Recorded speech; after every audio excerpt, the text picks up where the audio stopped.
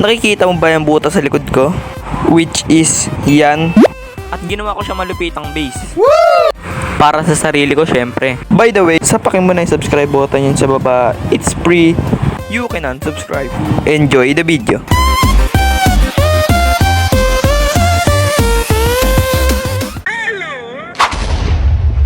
What's up? Konnichiwa sa inyo mga kaibigan. Ako nga pala si Daniel o mas kilala sa tawag na Kuwamo.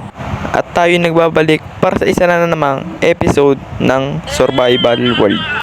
Oh yeah, minor update. Naglagay ako dito ng 2 chest tapos pinuno ko siya ng wood. At naglagay rin ako dito ng 2 furnace. Siyempre niluto ko na, sinumot ko yung mga iron dyan sa baba. Oh. Wala na ako nakitang iron eh. Ewan ko lang sa mga sulok-sulok. Pero saan kaya tayo gagawa ng base? Ay wait lang, tulog muna tayo, gabi na pala. Actually, gagawin ko tong base, tong cave na to. Tatakpan ko lang yung taas, pero hindi pa naman ngayon. Ay wait lang, daming kalaban, may zombie apologize na yata dito. Yan, okay na. Yan. Itong na to, cobblestone na to, papalitan ko to ng grass eh. Pag off-cam ko na papalitan to. Ito itong butas na to. Ito muna yung panimulang base natin, syempre. Yan, sisira-sira nga, papalawakin ko yan. At ngayong episode natin gagawin yan. Syempre, didesignan ko yung labas na yan, syempre. Para kay Lupet. Medyo malaki-laking project ang gagawin natin dito kasi cave to eh. Tamad ako mag-terraform eh. At simulan natin syempre sa paglalagay ng wood. At yan, siguro sisirain ko muna to kasi masyadong sagabal. Siguro balikan ko na lang kayo pag okay na to. 12 seconds later.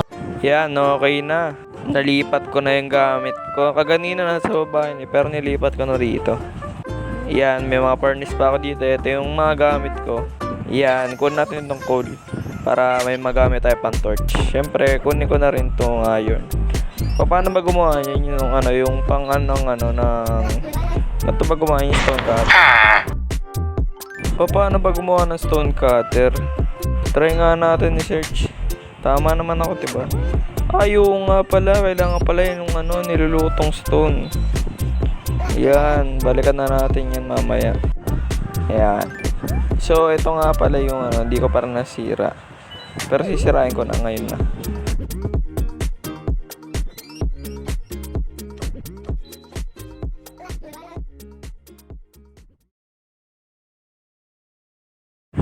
Yan, okay na. Tapos na. Nasira ko na. At paano ba? Paano ba natin ito gagawin? Alam ko na, lagyan na. Ayun, ang terraform ko na to. Dito ko na lang nilagay yung mga extra nating grass. As you can see. Yan, pati yung kabila, terraform din natin yan. Yung cobblestone na tinatapakan ko. Papalitan din natin ng grass yan.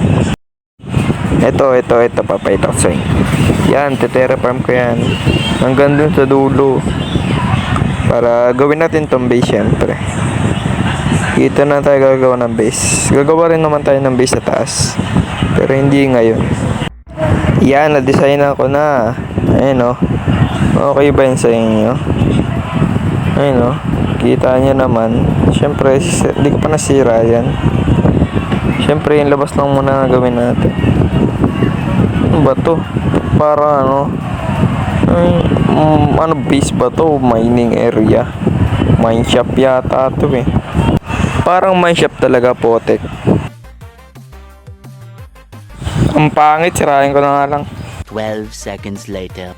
Yan, okay na. Goods na ba yan sa inyo? Ito, dagdagan natin ang dito. Ng leaves. Yan, para looks natural. Yan, ganda. Ito, dagdagan natin. Yan.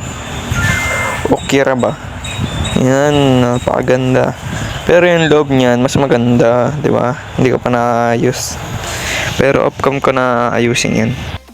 So yun, that is it for today's video. Sana nag-enjoy kayo sa aking video. Siyempre, huwag kang mahiyang sapakin yung like button dyan sa baba. So hanggang dito na lang. Paalam.